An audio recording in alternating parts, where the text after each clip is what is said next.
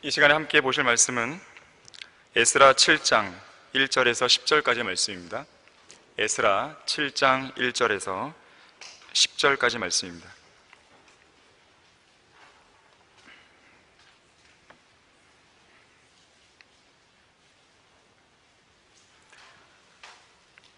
에스라가 돌아오는 내용인데요, 이런 일 후에 페르시아의 아탁세르세스 왕의 집권 중에 스라야의 아들 에스라, 즉 아사랴의 손자요, 힐키야의 증손이요, 살룸의 현손이요, 사독의 5대 손이요, 아히투베의 6대 손이요, 아마랴의 7대 손이요, 아사랴의 8대 손이요, 무라요스의 9대 손이요, 스라히야의 10대 손이요, 우시의 11대 손이요, 부키의 12대 손이요, 아비수아의 13대 손이요, 피느하스의 14대 손이요, 엘라살의 15대 손이요, 선임 제사장 아론의 16대 손인 이 에스라가 바빌론에서 올라왔으니 그는 이스라엘의 주 하나님께서 주셨던 모세의 율법에 익숙한 서기관인데 그에게 내린 주 그의 하나님의 도우심대로 왕이 그의 요구하는 것을 다 허락하였더라.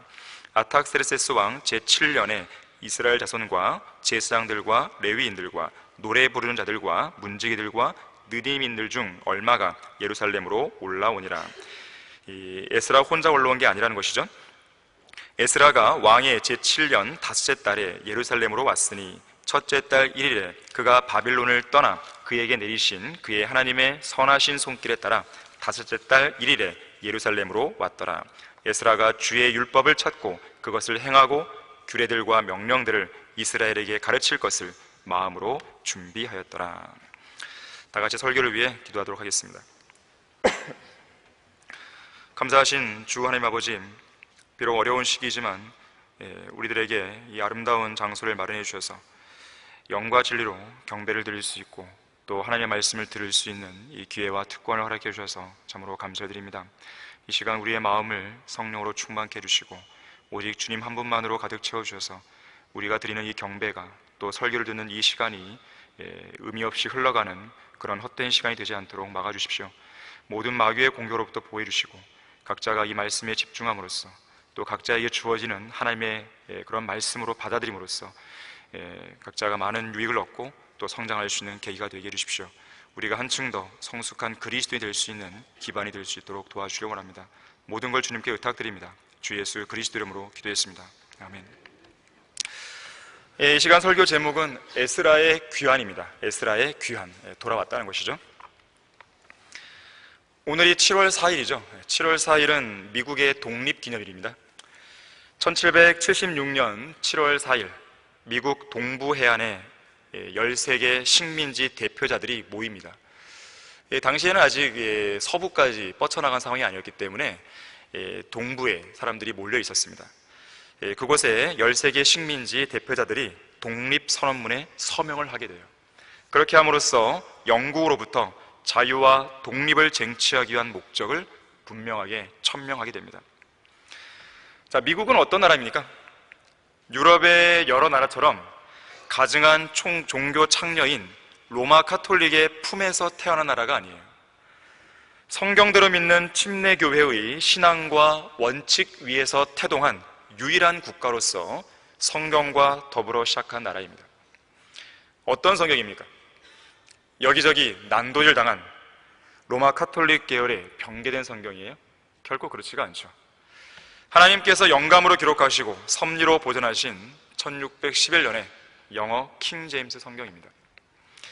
미국이 건국 초기에 성공할 수 있었던 이유는 그들이 하나님과 그분의 말씀인 그분의 책인 성경을 드높였기 때문에 그래요.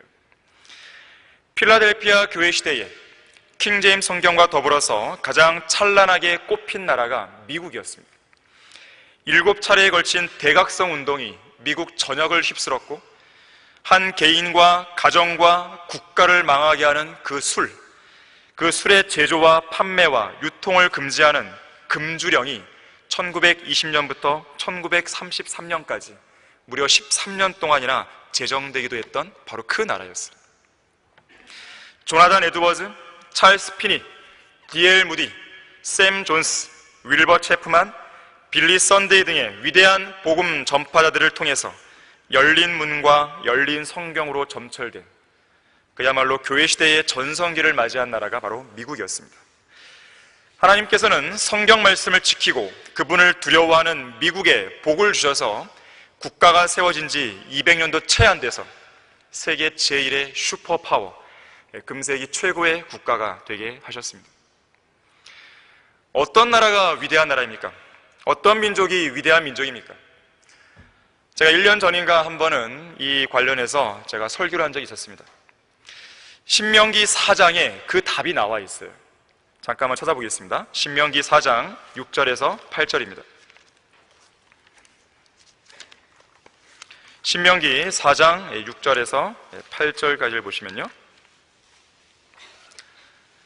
이 한글 킹제임스 성경에서 위대한 민족이라는 표현이 나오는 유일한 본문이에요. 여기에 다 와요. 총 3번 나오는데 다 여기에 나옵니다. 6절부터 8절까지인데, 그러므로 그것들을 지켜 행하라. 이것이 민족들의 목전에 너희 지혜요 너희의 명철이라. 그들이 이 모든 규례들을 듣고 말하기를 이 위대한 민족은 과연 지혜롭고 명철이 있는 백성이로다 하리니. 자, 위대한 민족이 나왔죠? 주 우리 하나님께서 우리가 주께 부르짖는 모든 일에 가까이 계심같이 하나님께서 그처럼 가까이 하시는 그렇게 위대한 민족이 어디 있느냐. 두 번째죠, 내가 오늘 너희 앞에 정한 이 모든 법처럼 그러한 공의로운 규례들과 명령들을 가진 그렇게 위대한 민족이 어디 있느냐. 자, 3번 나옵니다. 자, 6절에서는 위대한 나라, 위대한 민족을 위한 첫 번째 조건으로 지혜와 명철을 가진 국민에 대해 언급합니다. 지혜가 무엇입니까? 하나님을 두려워할 때 얻을 수 있는 게 지혜예요. 명철이 무엇입니까? 악에서 떠나는 것입니다. 즉, 죄로부터 성별하는 것이에요. 또한 명철은 하나님을 아는 지식으로 무장하는 거예요. 잠언 9장 10절에 보니까 거룩한 이에 대한 지식이 명철이라고 그랬어요. 자, 위대한 나라, 위대한 민족의 첫 번째 조건이에요. 두 번째는 7절에 나오는데 하나님께서 가까이 하시는 민족이에요. 어떤 민족을 가까이 하시겠어요? 여기 나오듯이 하나님께 부르짖는 민족이에요. 기도로 부르짖는 것이죠. 1611년에 킹제임스 성경을 펴낸 영국은 19세기에 와서 태양이 지지 않는 위대한 국가로서의 명성을 떨치게 됩니다. 그 당시의 국왕이 바로 빅토리아 여왕이었어요. 전 박근혜 대통령은 엘리자베스 여왕을 존경한다고 그랬는데, 엘리자베스 여왕은 카톨릭입니다. 존경했으려면 빅토리아 여왕을 존경했어야죠. 그랬으면 감옥에 갈 일이 없겠어요. 빅토리아 여왕은요, 자기의 정치인들과 정부 관료들에게 복음을 전파합니다. 그리고 성경을 배포하게 해요. 전도지를 배포하게 합니다. 심지어 한 나라의 국왕으로서 만왕의 왕이신 예수님의 재림을 기다리는 여인이었어요. 그런 대통령이 어디 있어요? 그런 왕이 어디 있어요? 그러면서 이렇게 말합니다. 예수님께서 내 생전에 재림하시면 얼마나 좋겠는가. 왜냐하면 나의 왕관을 벗어서 그분의 발 앞에 드리고 싶기 때문이다 그랬어요. 이런 나라를 하나님께서 멀리 하겠어요? 아닙니다. 가까이 하시는 것이죠. 오늘날 어떤 국가에서도 예수 그리스도의 재림을 기다리는 대통령이나 통수권자가 있다는 말을 들어본 적이 없습니다. 빅토리아 여왕의 치세에 누가 등장했는지 아십니까? 윌리엄 캐리가 나왔고, 데이비드 리빙스턴이 나왔고, 찰스 스펄전이 나왔고, 허드슨 테일러와 같은 아주 혁혁한 설교자와 선교사들이 활동했어요. 그뿐만이 아닙니다. 기도의 사람으로 알려진 조지 뮬러가 바로 그 당시에 있었어요. 조지 뮬러는 지금 봤던 7절 말씀을 정확하게 입증하는 사람이에요. 우리 하나님께서 우리가 주께 부르짖는 모든 일에 가까이 계심같이 그렇게 위대한 민족이 어디 있느냐? 조지 뮬러를 통해, 기도의 사람 조지 뮬러를 통해 바로 영국을 보여준 것이에요. 8절에서는 세 번째 조건이 나와요. 하나님의 공의로운 규례들과 명령들이 기록된 바른 성경을 가진 바로 그 국가입니다. 이것은 앞선 두 가지 조건과 잘 연결돼요. 왜냐하면 모든 지혜와 명철은 하나님의 말씀에서 비롯된단 말이에요. 또한 하나님께서 가까이 하시는 국가는 국민 대다수가 하나님의 말씀을 존중하고 사랑하는 사람들로 구성되어 있는 것이에요. 미국이 하나님의 복을 받고 금세기 최고의 절대 강자로 군림할 수 있었던 이유는 바로 여기에 있는 것이죠. 영국의 역사가 토마스 칼라일은 이렇게 말합니다. 위대한 믿음을 가진 민족이 위대한 국가를 건설한다. 미국의 제3대 대통령 토마스 제퍼슨은 이렇게 말했어요. 미국은 성경이라고 하는 반석 위에 세워졌다 그랬어요. 미국의 제6대 대통령 존 퀸시 애덤스는 이렇게 말합니다. 내가 양육하는 아이들이 성경을 일찍 읽기 시작하면 할수록 그만큼 더 유익한 국민이 될 수 있고 사회의 훌륭한 일원이 될 수 있다라고 확신한다 그랬어요. 이러한 말을 할 수 있는 대통령이 있는 나라가 얼마나 복받은 나라겠습니까? 우리나라에 그런 대통령이 있습니까? 우리는 이승만 대통령을 직접 경험해보지 못했기 때문에 이런 말을 했는지 모르겠어요. 하지만 최소한 구원받은 그리스도인이라는 것을 알고 있단 말이에요. 그 이후에는 아무도 없는 것이에요. 이런 정치, 이런 대통령을 둔 국가는 행복한 나라예요. 부러운 것이죠. 하지만 오늘날 미국은 어떻습니까? 그들을 있게 한 그 성경을 이들은 버렸어요. 결국 배교와 범죄로 멸망해 가고 있습니다. 1901년부터 변개된 성경들이 본물 터지듯 쏟아져 나오면서 대배교가 진행되기 시작했어요. 미국을 인도하시던 하나님의 선하신 손길도 그 나라를 떠나버립니다. 미국은 몰락의 길을 걷고 있어요.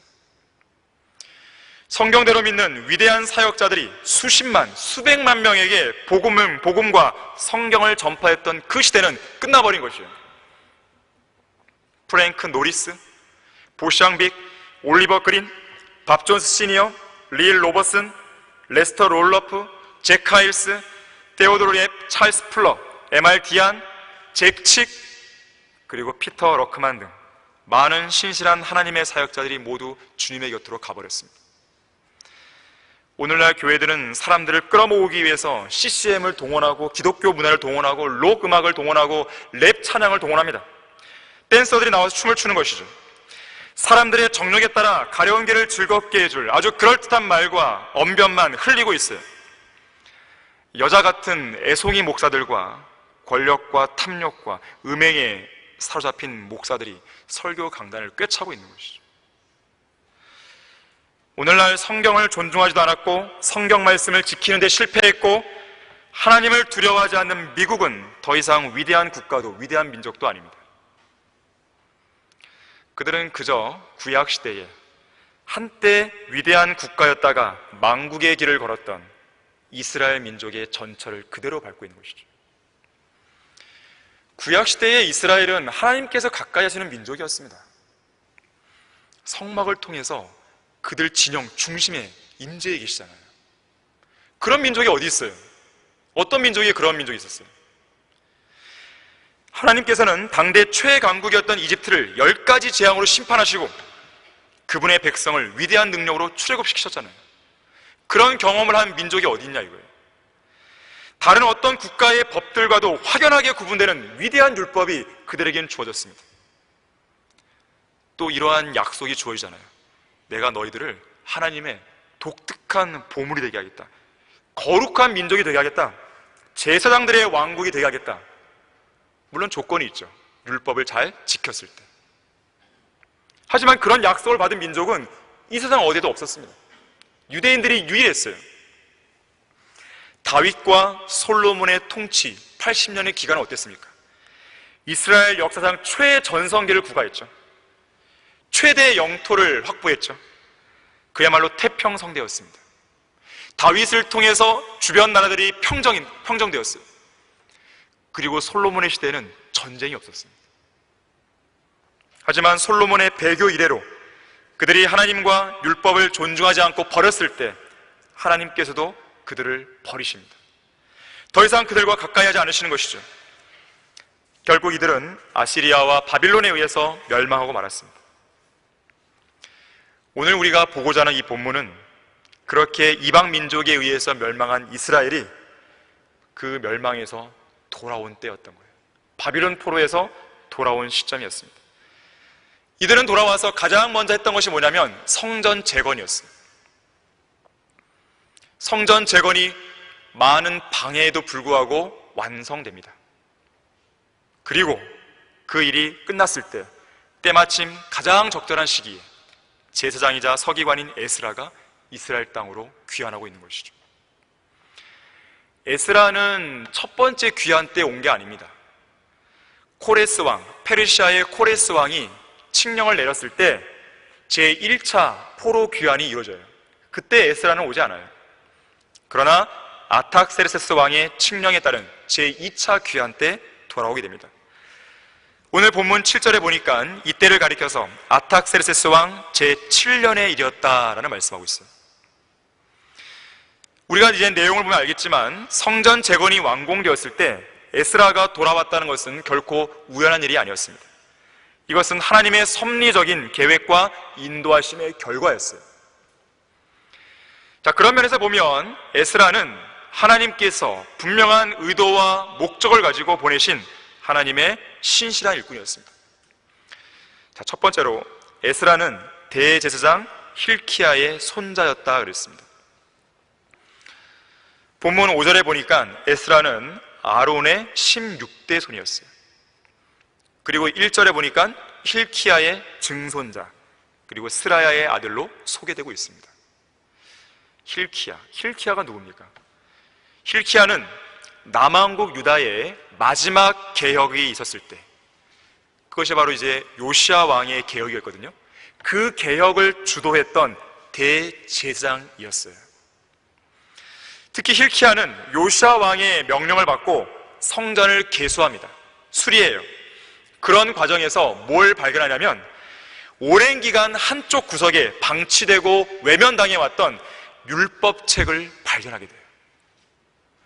이스라엘 민족에게 주어진 그 율법책이 오랫동안 한쪽 구석에 방치되어 왔어요. 아무도 그걸 걸떠본 게 아니란 말이에요. 그런데 요시야 왕이 마지막 개혁을 주도했을 때 대제사장 힐키야가 바로 그 책을 발견하게 됩니다. 자, 우리 다 같이 역대기야 34장 14절을 찾아보겠습니다. 역대기하 34장 14절 말씀입니다.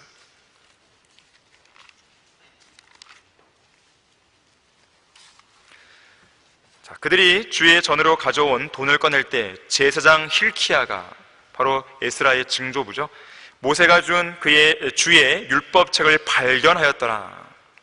힐키야가 서기관 사판에게 대답하여 말하기를 내가 주의 전에서 율법책을 발견하였노라 하고 힐키야가 그 책을 사판에게 건네주니 그랬어요.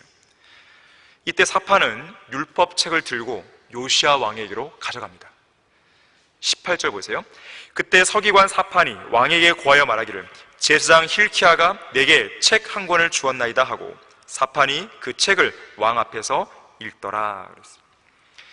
그러자 요시야 왕과 유다 백성들의 마음을 뒤흔드는 위대한 부흥과 개혁이 이때 일어나는 것이에요. 율법책의 말씀을 듣던 요시야 왕이요, 바로 그 자리에서 옷을 찢고 눈물로 회개합니다. 왜냐하면 율법책에 기록된 이 말씀을 통해서 무언가를 깨달은 것이에요.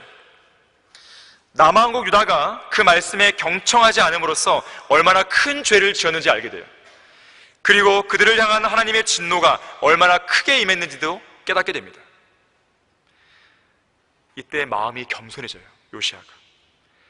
그리고 자신의 신하들을 선지자에게 보내서 이 율법책에 기록된 말씀들에 대해서 하나님께 물으라라는 명령을 내립니다. 그때 선지자의 답변이 주어지는데 바로 27절 보십시오. 내가 이 장소와 그 거민들에 대한 그의 말을 듣고 내 마음이 부드러워지고 내가 하나님 앞에서 겸손히 행하였으며 내 앞에서 스스로 겸손하여져서 내 옷을 찢고 내 앞에서 울었으므로, 회개의 눈물이죠, 나도 내게 들었노라. 주가 말하노라. 이것이 바로 하나님의 말씀의 능력입니다. 하나님의 말씀은 단단하게 굳어진 우리의 마음을 부드럽게 해주는 것이죠. 마음밭을 파고 쟁기질하고 뒤집어 엎고 박혀있는 돌멩이들을 완전히 제거하든지 잘게 부수든지 하는 것이에요. 그러면서 우리의 마음을 평평하게 고르게 펴주는 것이죠. 또한 하나님의 말씀은 요시야 왕처럼 교만한 우리의 마음을 낮추고 겸손하게 해줍니다. 또한 하나님의 말씀은 우리의 옷이 아니라 우리의 마음을 찢고 눈물로 회개하게 만듭니다. 자, 우리가 영과 진리로 경배를 드리면서 설교 말씀을 들을 때 이러한 반응이 나와야 돼요. 몸이 건조하고 냉랭한 마음으로 이 자리에 앉아 있으면 안 됩니다. 하나님의 말씀에 어떠한 형태로든지 반응할 수 있어야 돼요. 그 말씀이 우리의 마음속으로 들어와서 우리의 죽은 심장을 뛰게 하는 것이죠. 우리 안에 어떤 죄악들과 나쁜 습관들이 있다면, 육신적인 생각들이 있다면 이러한 것들이 말씀 앞에 적나라하게 드러나야 되는 것이에요. 그리고 그걸 놓고 하나님 앞에 철저히 자백하고 회개하고 돌아서야 되는 것이죠. 하나님의 위대한 말씀을 통해서 우리의 마음과 생각이 바뀌지 않는 한 결코 우리의 행동은 바뀌지 않습니다. 우리의 나쁜 습관은 바뀌지 않아요. 설교 말씀을 통해서 여러분의 마음과 생각을 변화시키지 못했다면, 설교 말씀을 통해서 여러분의 양심을 찢어 놓지도 못하고 행동과 헌신에 어떤 변화도 주지 못했다면 이 시간의 승리는 사탄에게 빼앗긴 것이 됩니다. 이 소중한 시간을 낭비한 것이 되고 온전하고 거룩해야 할 경배 시간은 망친 것이 되는 거예요. 간절한 기대와 열망으로 하나님의 말씀 앞에 다가서야 됩니다. 잡다한 생각을 몰아내 주시고 오직 하나님 한 분만으로, 하나님의 말씀만으로 우리의 생각과 마음을 가득 채워달라고 기도해야 되는 것이죠. 말씀으로 지배당하는 인생을 사셔야 됩니다. 따분해하는 얼굴빛과 흐리멍텅한 눈빛과 지겨워하는 귀를 가지고 이 자리에 앉아있으면 안 되는 것이죠. 율법의 말씀을 통해 크게 깨닫고 겸손해진 요시야 왕은 백성들에게도 이 율법책을 읽어주게 됩니다. 그 결과 이 위대한 말씀의 역사로 남왕국 유다에는 위대한 부흥, 위대한 개혁이 일어나는 것이에요. 자, 거기 33절 말씀 보십시오. 요시야가 이스라엘 자손에게 속한 모든 나라에서 모든 가증한 것을 제거하고 이스라엘에 참여한 모든 사람들로 섬기게 하였으니, 즉 주 그들의 하나님을 섬기게 하니라. 그의 평생 동안 백성들이 주 그들 조상의 하나님을 따르는 데서 떠나지 아니하였더라. 요시야가 나라를 다스리고 있는 한 백성들은 하나님을 섬긴 것이에요. 마틴 루터를 비롯해서 종교개혁자들이 가장 잘한 일 한 가지를 꼽으라고 한다면 성경을 회복시킨 거예요. 바른 성경을 회복시킨 것입니다. 비록 그들이 로마 카톨릭 세력이 장악했던 시대적인 한계와 교리적인 한계를 완전히 극복하지는 못했지만 바른 성경을 최종 권위로 믿었다고 하는 이 부분만큼은 있었기 때문에 하나님께서는 그들을 쓰신 것이에요.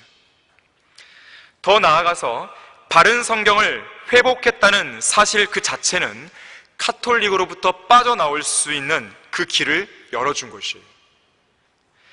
또한 그 누구라도 바른 성경을 통해서 성경을 읽고 공부할 수 있는 길로 이끌어 주었어요. 그렇기 때문에 종교개혁 이후에 영적 대각성과 부흥이 뒤따라 나올 수 있었던 것입니다. 다시 말하자면 부흥의 시대, 열린 문을 가진 교회 시대, 필라델피아 교회 시대를 여는 근간이 된 것이에요. 무엇을 통해서? 바른 성경을 통해서. 그래서 진정한 부흥과 대각성은 다른 데 있는 것이 아니고 올바른 하나님의 말씀으로 돌아갈 때 있는 것이죠. 바른 성경을 수호하고 보존하는 데 크게 이바지했던 에드워드 힐스 박사가 있습니다. 이 사람이 이렇게 말했어요.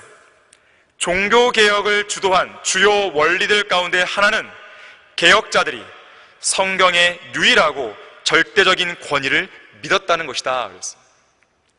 바로 이것 때문에 종교개혁을 알리는 달개의 울음소리가 울려 퍼졌던 것입니다. 그 결과 교회 역사상 유일하게 열린 문을 가진 교회 시대가 도래한 것이죠. 요한계시록 3장 8절은 이렇게 말씀합니다. 내가 너의 행위들을 아노라. 보라, 내가 뇌 앞에 열린 문을 두었으니 아무도 그것을 닫을 수 없노라. 이는 내가 적은 능력을 가지고서도 나의 말을 지켰고 내 이름을 부인하지 아니하였기 때문이라 그랬어요. 실제로 이 시대의 역전의 믿음의 용사들은 하나님의 말씀, 킹제임스 성경만을 믿었고 그 성경만을 사용했고 그 성경만을 읽었고 그 성경만을 전파했던 것이에요. 이것은 결국 우연이 아닙니다. 왜 이 시대에는 그런 사람들이 왜 안 나오는 것인가? 배교의 시대예요. 다들 하나님의 말씀을 등졌습니다. 성경을 들고 있긴 하지만 변개된 성경인 것이에요.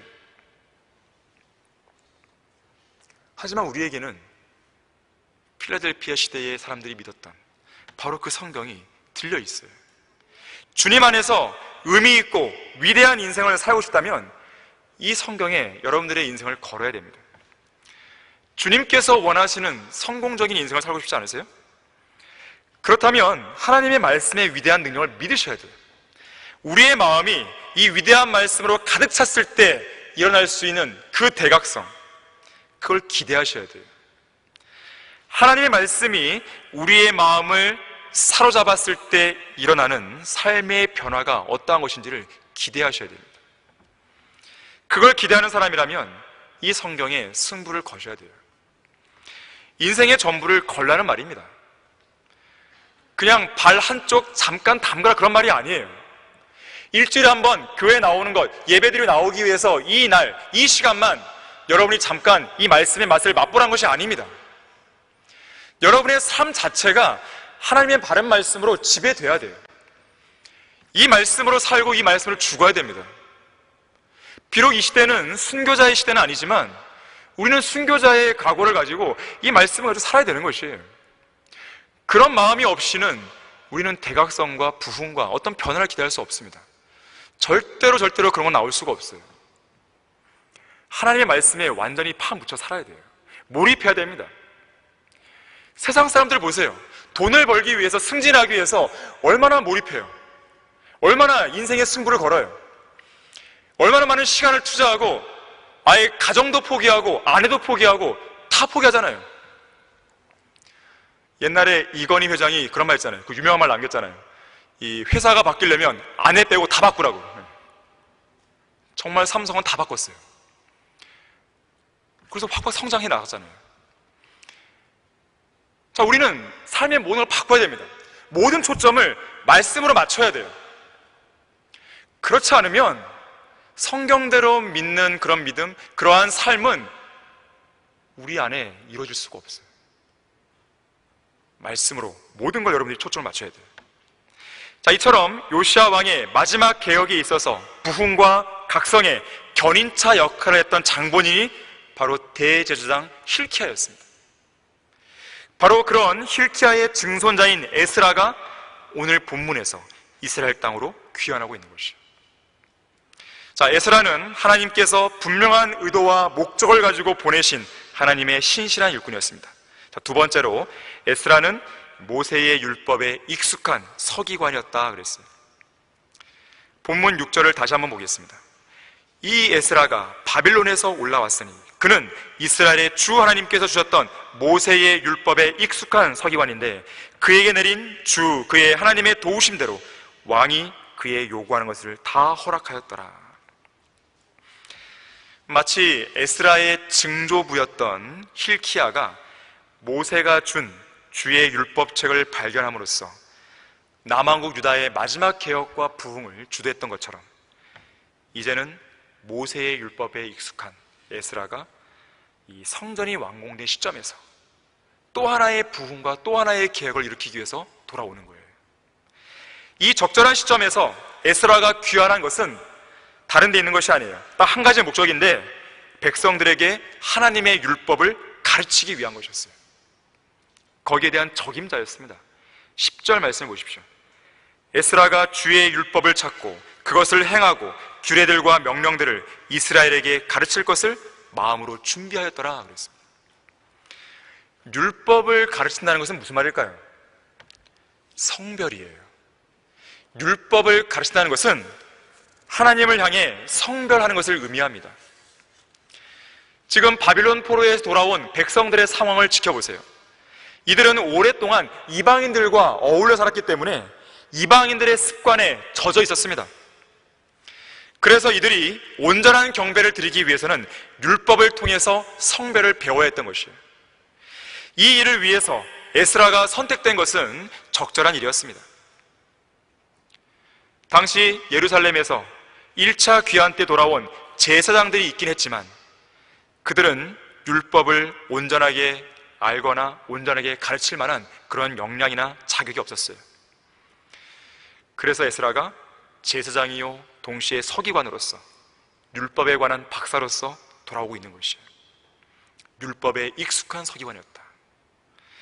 이 마지막 배교한 교회 시대에 바른 성경을 가지고 성경대로 올바로 나누어서 정확하게 설교하고 가르칠 설교자와 성경교사가 절실하게 필요합니다. 한두 명 가지고 돼서는 안 되는 일이에요. 초림 당시에 예수님께서는 참으로 추수할 것은 많으나 일꾼들이 적다 그랬어요. 그러면서 추수해 죽게 일꾼들을 보내달라고 기도하라 그랬어요. 오늘날에는 그렇게 기도하는 사람이 없어요. 왜 그런가 봤더니 자기를 하나님의 일꾼으로 부를까봐 그것이 싫어서 기도 안 한다는 것이에요. 비참한 시대입니다. 사도 바울은 뭐라고 그랬습니까? 모두 다 자기 자신의 일만을 구하고 그리스도 예수의 일은 구하지 않는구나 그랬어요. 그러면서 많은 사람들이, 많은 성도들이 십자가의 원수들로 행하고 있다고 눈물로 호소합니다. 예수 그리스도를 위해 십자가를 지기 싫어하는 사람들, 주님을 위해서 고난받기를 회피하는 사람들이 너무나 많은 것이에요. 바로 그들이 십자가의 원수들입니다. 이들은 마치 어떤 사람들이냐면 고난 없이 영광만 취하려는 사람들이에요. 남이 다 차려놓은 밥상에 숟가락 하나만 올려놓으려 하는 사람들입니다. 성경대로 믿는 사람들이라는 고귀한 칭호에 그저 조용히 묻어가면서 무임승차하려는 사람들이에요. 자기는 그렇게 살고 있지 않는데 그냥 교회에 한번 예배에 나오는 것으로 만족하는 가운데에 나도 성경대로 믿는 교회 다녀라고 하면서 무임승차하는 것이죠. 실제 생활에서는 주님을 위해 고난받는 게 전무한 것입니다. 그러면서도 영광을 기대하고 있어요. 그러면서도 5가지 멸류관을 기대하고 있어요. 그러면서도 천년왕국에서 받을 유업을 기대하고 있어요. 이상한 일이죠. 심지 않는데 거둘 일만 기대하고 있는 것이에요. 위선자입니다. 이들에게는 그리스도를 위해 받는 고난이 무모하게 보여요. 그리스도를 위해 받는 고난이 어리석게 보입니다. 세상 일을 위해서는 밤을 새고 세상 일을 위해서는 가족을 포기하는 사람들이 주님을 위해서는 밤을 새는 것, 주님을 위해서 가정을 포기하는 일, 물론 가정을 포기하면 안 되겠죠. 그런 일들을 어리석게 여기는 것이에요. 그것이 그리스도인들 안에서 버젓이 일어나는 것이죠. 세상의 직장을 위해서, 세상에서 내 위에 있는 직장 상사를 위해서는 아주 정말 열심히 일합니다. 눈치를 봐면서 일주일간 집에도 안 들어오고 일하는 것이죠. 저는 그런 사람들을 많이 봐왔어요. 회사에 살면서. 저도 그랬기 때문에. 근데 저의 고민은 뭐였냐면 맨날 그렇게 살겠냐 이거예요. 그리스도인으로서 그렇게 사는 것이 인생의 답이냐 이거예요. 그것이 저를 계속해서 괴롭히는 질문이었어요. 1년이 지나고 3년이 지나고 7년이 지나고 14년까지 흘러올 때까지 저에게 마음속에서 끊이지 않는 질문은 바로 그것이었어요. 언제까지 이렇게 사는 것이 나에게 맞냐 이거예요. 그리고 14년이 되었을 무렵에 그때서야 비로소 저는 사표를 던진 것이에요. 너무 늦은 것이죠. 너무 늦은 것입니다. 주님은 일찍이 그런 부분들을 이야기하셨지만 너무 늦어버린 것이죠. 저로서 본다면 14년을 까먹은 것이에요. 하지만 지금 이 설교를 듣는 사람들 가운데서는 저보다 더 많은 인생을 까먹는 사람이 있을지도 몰라요. 아, 나는 10년도 안 넘었으니까 괜찮아. 그런 의미입니까 지금? 그게 아니죠. 하지만 오늘날 많은 사람들이 주님을 위한 고귀한 헌신도 이런 것들을 가리켜서 고귀한 헌신을 마치 인생의 패배자나 시대에 뒤처진 낙오자들이나 하는 짓으로 간주해버려요. 그래서 오늘날 많은 그리스도인 부모들이 자기의 자녀들을 세상 한가운데 내버려둡니다. 세상 교육에, 세상 직장에, 마귀가 관장하는 세상 문화와 가치관에, 세상 친구들에게 그저 방치해버리는 것이에요. 이 나라의 교육이 알아서 하겠거니 하고 내버려둡니다. 알아서 합니까 정말로? 구원 없는 교육은 저주라는 것을 알면서도, 바른 성경이 없는 교육은 저주라는 것을 알면서도 그렇게 하는 것이에요. 세상 교육은 사람을 바꿀 수 없어요. 그것은 세상이 원하는 인재를 만들 수는 있을 것입니다. 하지만 하나님께서 원하시는 인재는 만들 수 없어요. 믿음의 용사로 길러져야 될 일꾼들이 세상으로 내몰리고 있습니다. 십자가의 원수들로서 땅의 것들을 생각하고 땅의 것들에 파묻혀 사는 영적인 불황화로 전락해버리고 있어요. 일꾼이 어디에 있는 것입니까? 도대체 어디에서 그 일꾼을 만날 수 있는 것입니까? 바울이 사역하던 당대에는 십자가의 원수들이 많았어요. 지금은 그때보다 훨씬 더 많습니다. 그뿐만 아니라 지금은 주님을 온전히 따르고 주님을 위한 일꾼으로 헌신하기가 더 어려운 상황이 되어버렸어요. 왜 그럴까요? 그때보다도 성도들은 세상에 더 많이 노출되어 있어요. 세상을 향해 더 쉽게 다가가게 되어 있습니다. 세상의 구조가 그렇게 되어 있어요. 꼼짝 못하게 만듭니다. 더 좋은 대학과 더 좋은 직장과 더 좋은 직위로 올라가야지만 생존할 수 있는 그런 시대가 되어버렸어요. 옛날보다 더 심화됐습니다. 제가 직장에 취직할 때보다도 훨씬 더 지금 더 어려워져요. 그래서 이 땅의 젊은 그리스도인들이 세상 직장을 들어가기 위해서 정말 전전긍긍하는 거예요. 너무 어렵게 돼버렸어요. 정말 안타까운 시대인 것입니다. 뿐만 아니라 세상 정욕들에 대해서 더 쉽게 반응하고 더 쉽게 휩쓸릴 수 있는 그런 분위기에 우리는 살고 있는 것이에요. 믿음을 지키기가 더 어렵습니다. 주님을 위해 헌신하기가 더 어렵게 만드는 장애물과 변명거리가 너무 많은 것이에요. 지금 웬만한 것들이 다 변명거려야 됩니다. 이것 때문에 안 되고 저것 때문에 안 되고 다 말합니다. 그런 것들을 다 따져보면 언제 주님을 섬겨요? 언제 주님을 위해 헌신합니까? 헌신하지 않겠다는 말이죠. 그거는 진지하게 돌아보셔야 됩니다. 자신의 몸을 주님께 드리지 않는 성도는 살아있는 성도가 아니에요. 그건 죽은 것입니다. 에스라는 모세의 율법에 익숙한 서기관이었어요. 자, 이 시대의 그리스도인들은 하나님의 신실한 청지기들이자 하나님의 말씀을 보존하고 지키고 전파해야 할 책무가 있는 서기관들입니다. 그렇다면 모두가 다 성경에 익숙한 사람들이 되어야 돼요. 성경을 다 잘 가르칠 수는 없죠. 하지만 여러분들이 성경을 부지런히 읽게 되면 성경을 읽어 나갈 때 익숙한 구절들이에요. 내가 봤던 구절들이구나. 오늘은 하나님께서 이 익숙한 구절들 중에서 나에게 뭘 알려주실까? 그런 기대감이 생기는 거죠. 그런데 너무나도 오래간만에 성경을 보니까 이런 성경 구절이 있었어? 그런 사람이 돼서는 안 됩니다. 성경대로 믿는 그리스도인은 그런 사람이 돼서는 안 돼요. 어떤 걸 보더라도 어떤 구절 읽더라도 익숙한 거예요. 내가 봤던 구절이야. 그리고 기대하는 마음으로 주님께서 오늘 뭘 말씀하실까? 그런 사람이 되어야 돼요. 성경이 우리에게 이상한 책, 낯선 책이 되어서는 안 돼요. 그 사람은 이미 변질됐어요. 성경 어느 구절을 펼쳐도 익숙할 만큼의 성경 전문가가 되어야 돼요. 세상 지식 좀 모를 수 있습니다. 세상 시험 점수 좀 못 나올 수 있어요. 세상에서 돈 좀 못 벌 수 있습니다. 남들만큼의 지위나 남들만큼의 그런 경제적인 그런 것을 못 누릴 수 있어요. 하지만 최소한 성경에 관해서는 뒤지지 마세요. 그 누구를 만나더라도. 기도에 관해서는 뒤지지 마세요. 구령에 있을 때는 뒤지지 마세요. 그 부분만큼은 양보할 수 없어요. 다른 것들은 양보할 수 있어요. 내가 좀 못할 수 있어요. 역량이 다 다르기 때문에. 하지만 성경, 기도, 구령에 있을 만큼 이 세 가지만큼은 여러분 양보하지 마세요. 절대로. 그것만큼은 여러분들이 그 누구보다도 앞설 수 있도록 노력하셔야 됩니다. 하루에 30분씩 아니 하루에 1시간씩 성경을 공부해 보세요. 그렇게 1년 동안 해보세요. 3년 아니 5년 10년 동안 해보세요. 여러분 10년 전에 이런 각오를 한번 해본 적 없습니까? 5년 전에 해본 적 없어요?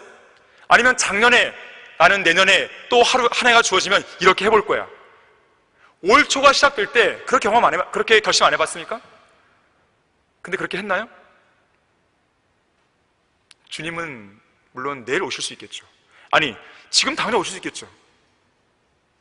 하지만 주님께서 우리에게 1년, 3년, 5년, 10년 그 이상을 또 허락하시면 어떡하겠어요? 또 똑같이 내가 결심했다가 또 못하는 그런 후회 막심한 그런 삶을 보내시겠습니까?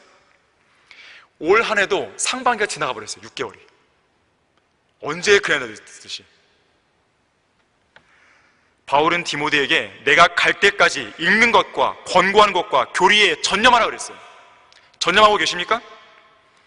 베드로는 예수님께서 오실 때까지 예언의 말씀에 주의하는 것이 잘하는 거라 그랬어요. 주의하고 계십니까? 정해져 있는 인생에서 최고의 투자는 성경이에요. 평생을 투자해도 아깝지 않은 투자입니다. 다른 건 포기해도 이걸 포기해서는 안 돼요. 어떤 성경 공부 시간에 나오라는 말, 그 말 하는 게 아니에요. 사람마다 시간과 많은 환경이 다 다릅니다. 하지만 여러분 개인적으로 공부할 수 있습니다. 왜 못하겠어요? 하루에 30분 못 내겠습니까? 돈을 벌기 위해서 30분 더 투자하는데 못 내겠습니까? 영어 공부를 하기 위해서 30분 더 투자하는데, 토익과 토플을 공부하기 위해서 더 투자하는데 성경 공부 투자 못 하겠습니까? 그게 그렇게 어려운 문제입니까? 생각을 바꿔보면 이건 어려운 문제가 아니에요. 선택의 문제예요. 마음의 문제입니다. 여러분의 마음이 어디 있느냐의 문제예요. 이건 시간의 문제도 역량의 문제도 자기 성격의 문제도 아닙니다. 과연 하나님을 향한 사랑과 열정이 그 마음에 있냐 이거예요. 정말로 내가 성경대로 믿는 그리스도라면 그리스도인답게 자기의 시간을 써야 되는 것이죠. 에스라는 모세의 율법에 익숙한 서기관이었어요. 이거를 간단하게 생각하지 마세요. 지금 에스라가 어디에서 지금 돌아오고 있습니까? 바빌론에서 오고 있어요. 바빌론 포로 기간이 몇 년이에요? 무려 70년입니다. 10년이면 강산도 변하는데 70년이면 7번은 변했을 것이에요. 인생은 70이요 강건하면 80이라고 했듯이 70이라고 하면 한 사람의 인생에 맞먹는 기간입니다. 더군다나 이 시대는 성전도 무너지고 없는 상황이에요. 율법에 따라 희생제를 드릴 수도 없고 절기도 지킬 수 없습니다. 제사장들이 해야 될 일이 없어요. 율법을 가르치고 배우는 것이 무의미해져 버린 그런 기간입니다. 그래서 대부분의 유대인들은 페르시아 땅에서 이방인들의 관습에 익숙해져 버렸어요. 하지만 그런 상황에서 에스라는 그렇게 안 했어요. 다른 많은 사람들이 세상 문화에 익숙해져 갈 때 에스라는 열심히 성경을 공부했습니다. 율법을 공부했어요. 그리고 율법에 익숙한 서기관으로 그는 서게 되어 있습니다. 그리고 그 많은 제사장들 중에서 하나님께서는 에스라를 딱 선정하신 거예요. 그리고 가장 적절한 시기에 성전이 재건된, 완공된 그 적절한 시기에 이제 백성들에게 율법을 가르쳐야 할 그 타이밍에 에스라를 보내신 것이죠. 우연이 아니죠. 자, 에스라는 하나님께서 분명한 의도와 목적을 가지고 보내신 하나님의 신실한 일꾼이었습니다. 세 번째로, 하나님의 말씀을 존중했던 에스라에게 하나님의 선하신 손길이 임합니다. 9절 말씀 보십시오. 첫째 달 1일에 그가 바빌론을 떠나 그에게 내리신 그의 하나님의 선하신 손길에 따라 다섯째 달 1일에 예루살렘으로 왔더라. 하나님의 선하신 손길이 그를 도우신 거예요. 에스라란 이름의 뜻이 뭔지 아십니까? 여호와께서 도우신다는 뜻이에요. 하나님이 도우신다는 거예요. 그 이름값을 한 것이죠. 이 에스라가 바빌론에서 예루살렘까지 여행한 기간을 보면요, 무려 5개월입니다. 첫째 달 1일에 떠나서 다섯째 달 1일에 도착했어요. 5개월간의 대장정입니다.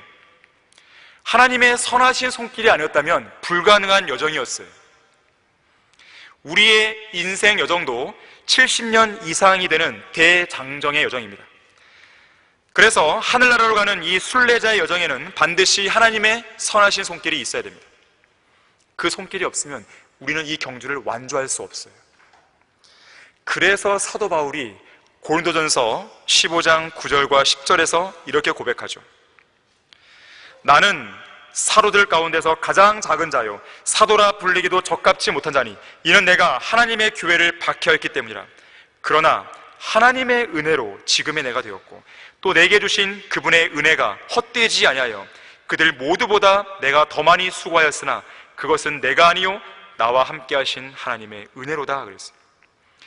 이것이 우리 모두의 진솔한 고백이 되어야 됩니다.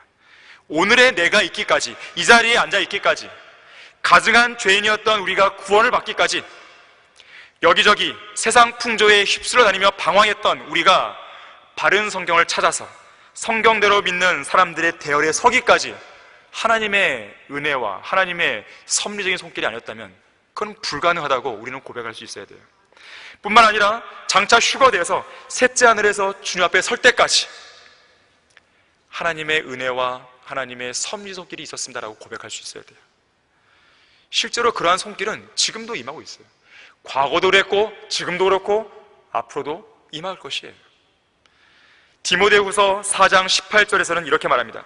주께서는 나를 모든 악한 일에서 구해내시고 그의 하늘나라에 이르기까지 나를 보호하시리니 영광이 그분께 영원무궁토록 있기를 원하노라. 아멘. 그랬어요.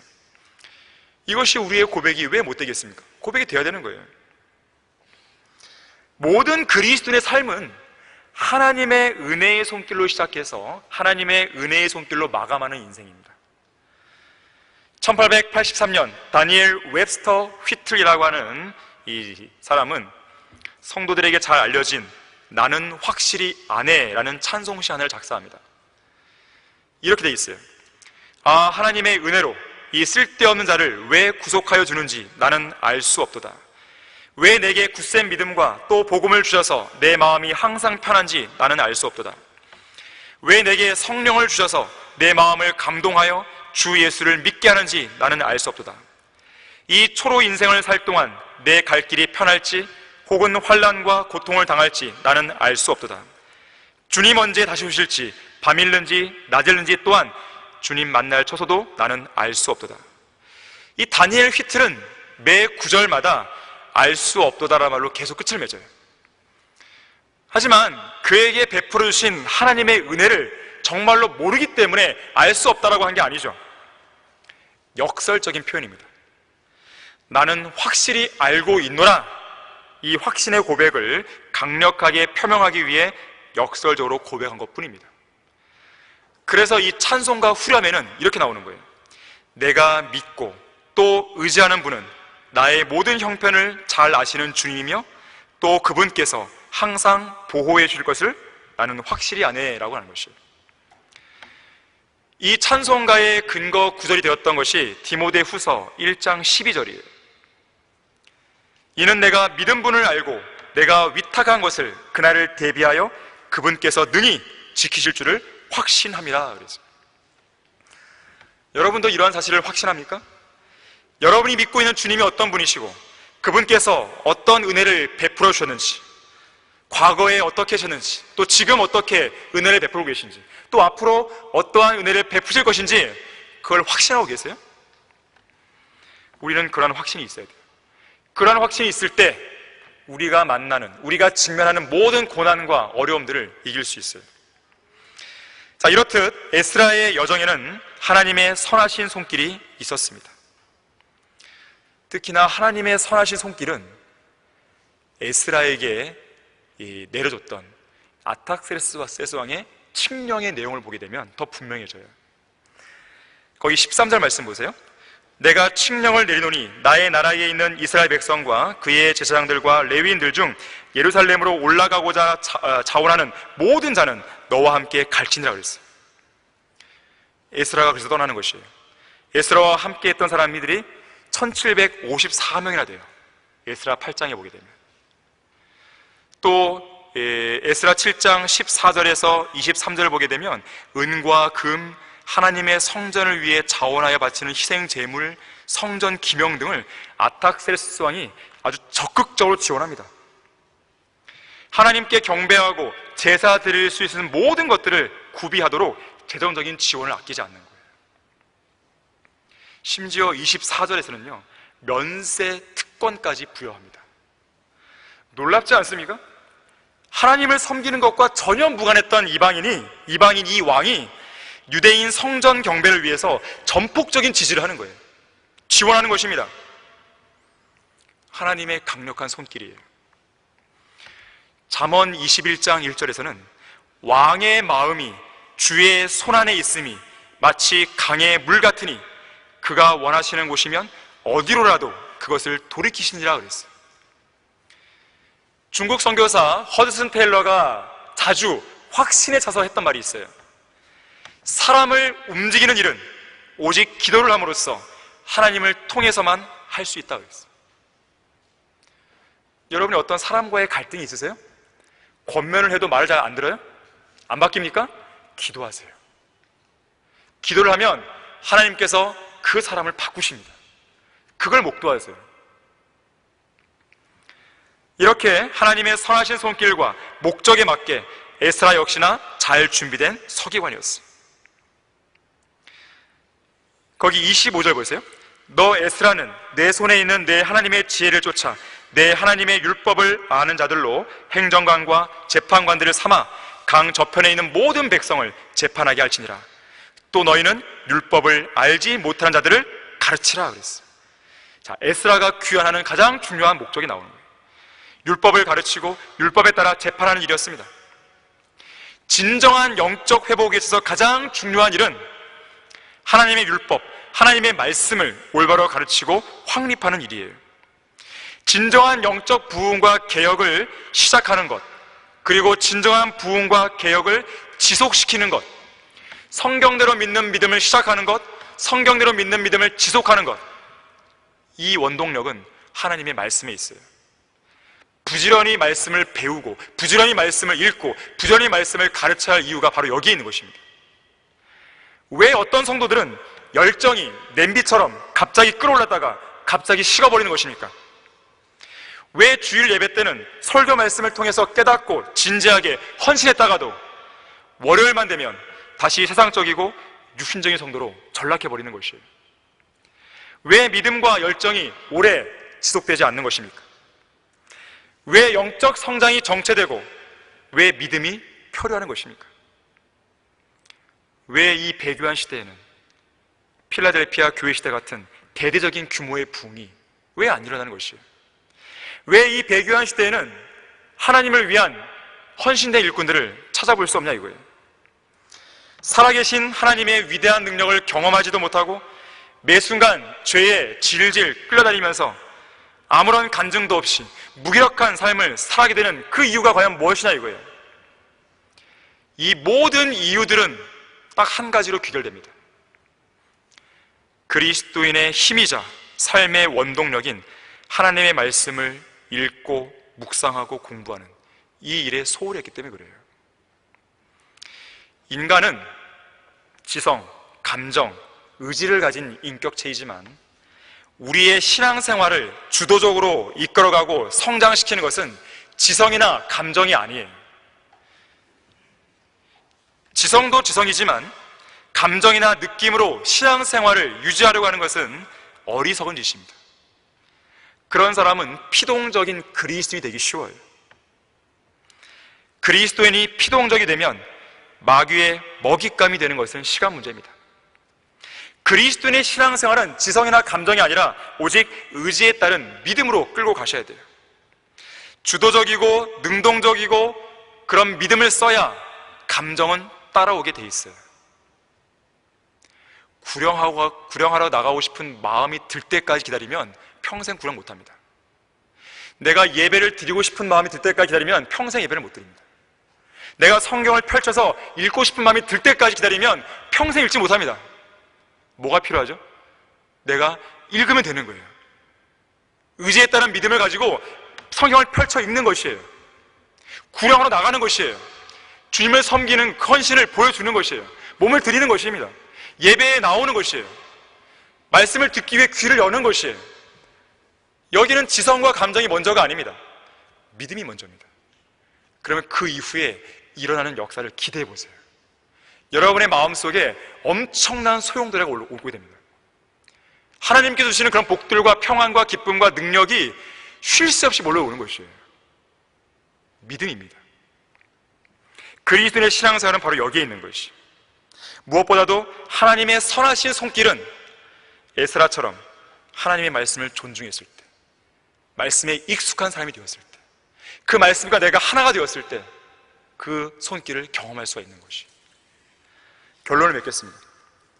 이 마지막 배교한 교회 시대에, 배교의 시대 중에서도 가장 마지막 끝자락에 다다른 이 시대에 유럽과 미국 전역을 휩쓸었던 위대한 부흥의 시대가 지나가고 그 시대로부터 너무도 많은 시간이 흘러버려서 이제는 부흥의 여운이나 그 여파가 조금도 남아있지 않은 이 시대에 정말이지 기적적으로 우리말로 보존된 한글 킹제임스 성경이 우리 손안에 있다는 것은 얼마나 큰 복인지 모릅니다. 우리는 그 가치와 의미를 잘 아는 사람들이에요. 이 성경이 없었다면 주옥 같은 230권 이상의 책들은 사장되었을 것이에요.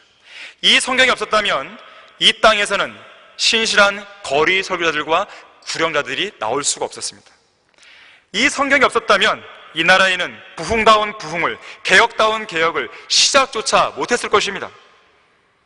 이 성경이 없었다면 피터 러커 목사님이나 잭 칙과 같은 분들, 과거 필라델피아 교회 시대의 마지막 문턱에서 조금이라도 위대한 부흥의 시대를 맛보았고 또 그 역사의 연장선상에서 배교를 저지하려고 했던 그런 사람들을 우리는 만나보지 못했을 것이에요.